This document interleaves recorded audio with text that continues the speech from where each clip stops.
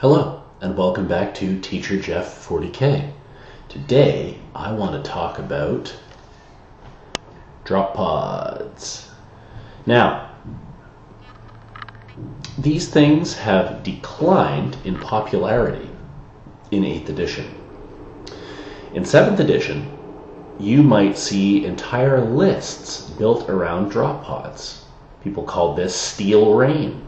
You'd have a ton of drop pods dropping in. Ooh, one of my doors just flew open. But now, you don't see them as much.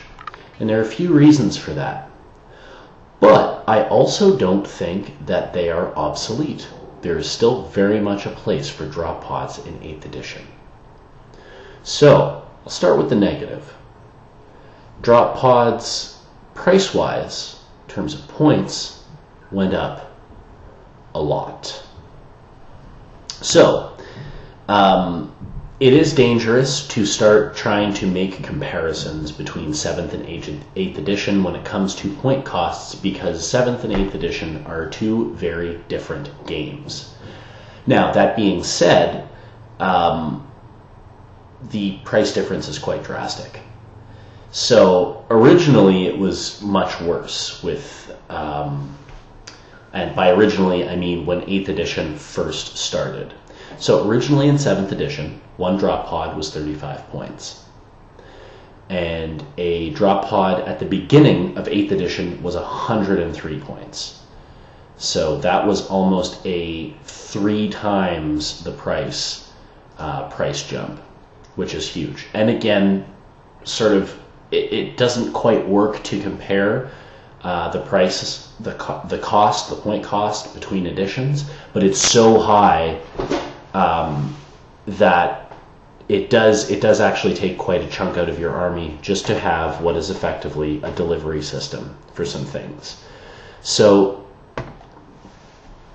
like I said, 103 points at the beginning of 8th edition for a drop pod, and that's before you pay for the weapon system that's inside. Now me, enjoying the look, where let's see if we got this here. I liked these little missile launchers. I thought they were super neat. So I modeled my drop pods with these missile launchers. I am counting them as storm bolters in this edition, and I will tell you why. So, like most things in 8th edition, you not only pay for the model in terms of points, you also pay for the equipment that comes with it. Sometimes that equipment will cost 0, but sometimes it will not. Most often, it will not. So in the case of the drop pod, this is true. A storm bolter for 2 points, or a Deathwind missile launcher, which is what you saw inside my pod, for 5 points. So this adds even more to the cost of an already expensive delivery system. So it's worth noting that when the Space Marine Codex came out, the base cost of the drop pod went down by 10 points. So instead of 103 points base, it went down to 93 points base, which is okay. It's still expensive though. But again, at the end of the year, when Chapter Approved 2017 came out, it dropped a further 10 points to 83 points, which made it a 20-point decrease total, which is okay. It helps. But then the other negative thing attached to drop pods in 8th edition is the fact that they lost the ability to transport a lot of different things. Like most things in the army, you cannot transport Primaris stuff, but that's kind of a given because nothing else in your army can transport it except their super expensive tank. So that's sort of whatever. But like I said, it lost the ability to transport some things. It lost the ability to transport Centurions. I've never really used Centurions that much. I find the models really expensive, cost-wise, like in terms of money. But you lose that ability, and you also lose the ability to transport Dreadnoughts. Now, there is a specific Forge World Dreadnought drop pod, but that kind of sucks that you have to do that, right? Like, you've got to go out and buy a different model. So that's kind of a pain in the butt. So you lose some options there. So it pretty much transports infantry. Nothing with jump packs, no bikes, although it never did. That would be funny as hell, though. If you could transport like 5 bikes, that'd be super cool. But you can't do that. And bikes don't need the extra delivery system anyways. So it's pretty much foot infantry that it can transport. Now, those are the 2 negatives. Cost is high and lost the ability to transport some things. It's still very viable and very good, though. I will say that. I've used this. I've actually used 2. I've got 2 right here. I've used 2 in multiple games and done quite well with them. So, like I said, you can have a Stormbolter or a Deathwind missile launcher. I would recommend the Stormbolter every single day of the week because it costs less, so it makes your already expensive delivery system a little less costly, and it's a more reliable weapon. So the Stormbolter, I mean, you probably know this already, but 24-inch range, 2 shots, or if you're within 12 inches, 4 shots. The Deathwind missile launcher is only a 12-inch range, and it's D6 shots. So you're dealing with some random stuff there. With the Stormbolter, you get a guaranteed 4 shots at 12 inches. Now, the Deathwind launcher is strength 5. That's sort of the benefit to it. But I would never, I don't know, I feel kind of silly having modeled these this way because I prefer to have the Stormbolters. Or nothing at all. I mean, I want the guns to be on the guys inside the pods rather than the pods themselves. But having an extra Stormbolter nearby is actually quite nice. So yeah, the Stormbolter, I'd say go with it every single time just to keep your costs down, and it's a little more reliable and it can reach out a little bit. And I still think they're quite viable. I still think they're quite useful. I've used them a few times. They've worked for me. Transporting things like Sternguard veterans. And I give, unlike 7th edition, where you'd see a lot of Sternguards and drop pods with like Melta weapons, like Combi Meltas, that can get mighty expensive because Melta weapons also went up in cost. So, I'm thinking Sternguard, but just with the special issue bolt guns. It makes them a little cheaper. You can get 10 veterans for 180 points, so it's not that expensive. And you can throw in a pod filled with infantry killing guys inside that can reach out pretty far from where they are. So that would be an idea. You can still do company veterans with Melta guns. I would recommend that because, one, you're not paying the extra cost for the combi weapon, which you would be with Sternguard veterans.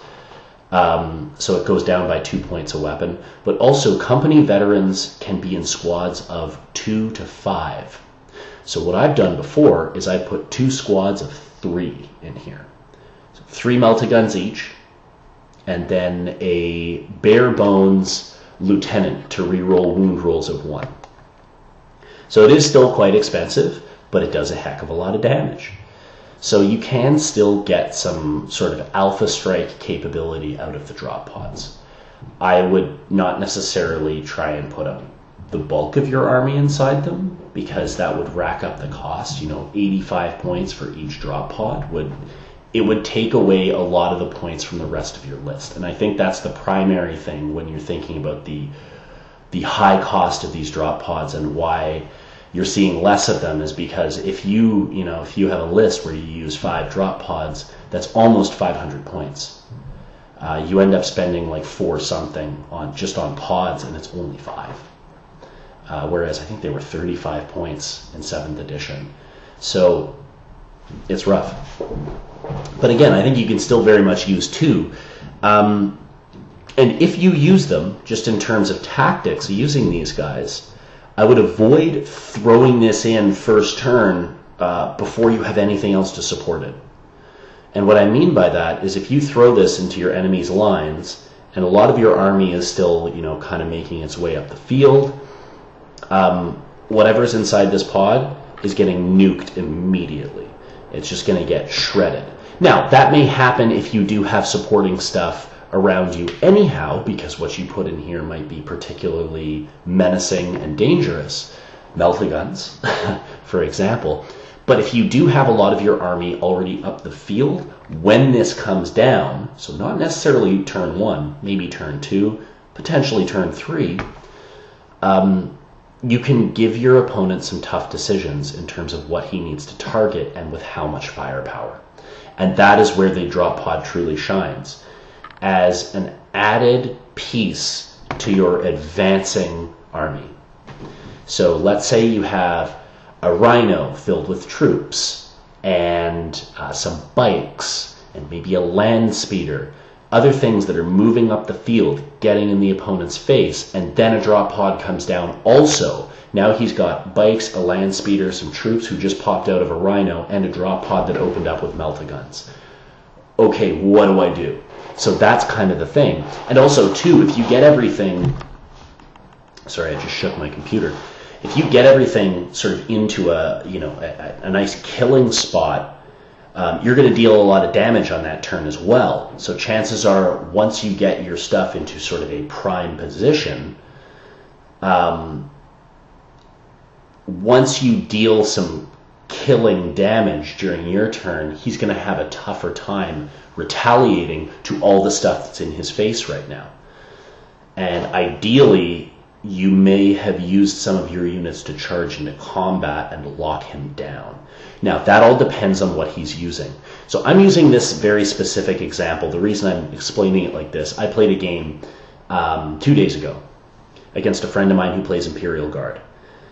And my Space Marines are not particularly well equipped for close combat, as most Space Marines aren't. Space Marines are better at shooting. They can fight in close combat and they can deal some damage, but they are truly better at shooting, definitely. And especially against guardsmen. And guard tanks, I mean, just locking guard tanks up is huge. It causes serious problems. The guy's got to back out, he can't shoot for a turn, it's massive. So I played against my friend who had, a couple Lehman Russ tanks, some troops, some heavy weapon teams, and some sentinels. And we were playing the horizontal deployment, so I was able to close the gap very fast. So not only did I close the gap with a squad of scout bikes, bikes with meltaguns, Vanguard veterans, and some other troops as well, then I dropped 2 pods in to support them. So he has 2 pods, some bikes, a land speeder maybe, some assault troops. Oh my god, all of a sudden this stuff is in his lines. And then I shoot some things, deal some damage to him, and close in for the assault with whatever I possibly can, and lock up some other stuff too. And so if you can't kill it, but you lock it up, you seriously hinder the player's following turn. Because unless they have the fly keyword, when they back out of combat, they're not doing shit. Unless there's some special rule.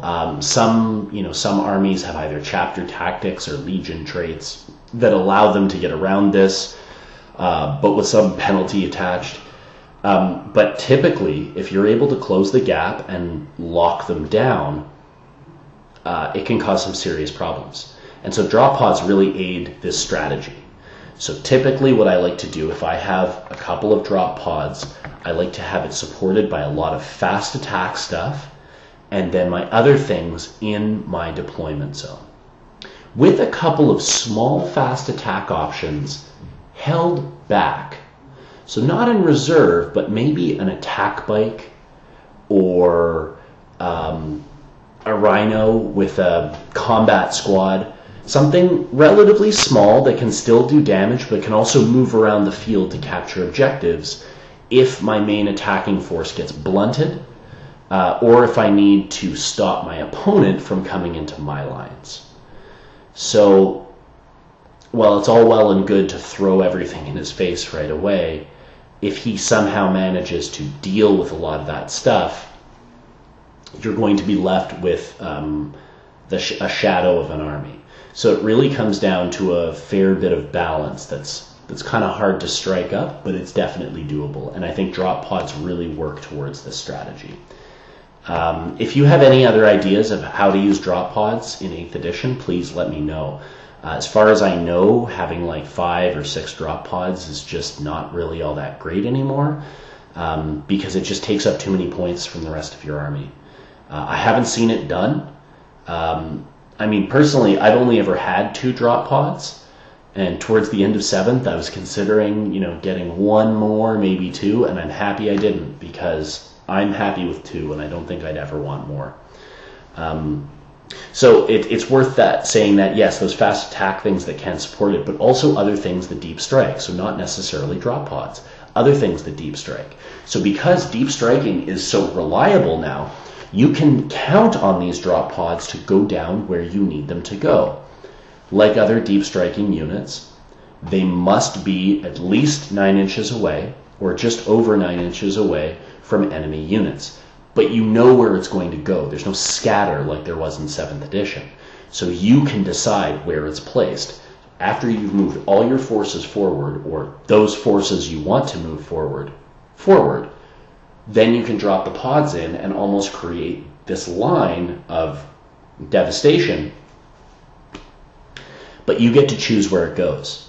And so you can drop in some other stuff around it. Personally, I like Reavers for this option because they're very cheap. Terminators are quite expensive, and you can find yourself throwing a lot of points into the fact that they can deep strike and they're tough. But I would say like something else cheap, if not cheap fast stuff, cheap deep striking stuff like Reavers. I don't think there are many other options in the Space Marine Codex for cheap deep striking units. But yeah, I used Reavers in that same game I played, and man, it was overwhelming. They were 100 points for the unit with their grav shoots and carbines, and they were just a pain in the butt. They're not that dangerous, and so that, I think, caused even more problems because it was right in his face, and it's just like, should I deal with this? If not, it's going to charge me later. So it was one of those things where, target saturation, just too many things to choose from. There's bikes over here. Stern Guard veterans just got out of this pod. There's Meltas right over there. There's also Meltas on those bikes. Oh no, scout bikes. And these Reavers just dropped in. So just like target saturation. It works well with a bunch of cheap units around it to just sort of cause panic and mayhem. Anyhow, like I said, if you have any other ideas for drop pod strategies in 8th, I'd love to hear about them. If you use them, if you don't use them, do you think they're worthless now? Do you prefer other options? Yeah, please let me know in the comments.